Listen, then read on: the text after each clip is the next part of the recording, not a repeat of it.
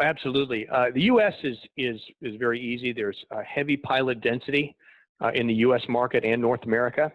We actually have customers all over the world.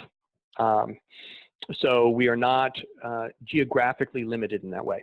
Mm. And how long do you think takes for the service? Say if a person orders, they get the data collection service, how long is it typically you would expect someone to wait, or should be, timing out as far as their schedule? So typically, that's a good question. The biggest variable is going to be weather. If the wind's blowing really hard or it's raining, that's not good. That's not a good environment for drones. So weather, excluded from the formula. Typically, the flight happens within 24 to 48 hours, typically.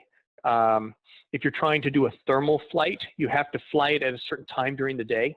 Mm. It's the crest between daytime and nighttime, and you get the greatest change in thermal response for a property. It's when you can see roof leaks with a thermal camera, where during the day you can't. So it depends on your use case, but that may take a little bit longer. And then processing the data into useful form, if it's using a tool like Dronifi, typically that takes 24 to 48 hours for all the computer vision algorithms to run and for the reports to be generated.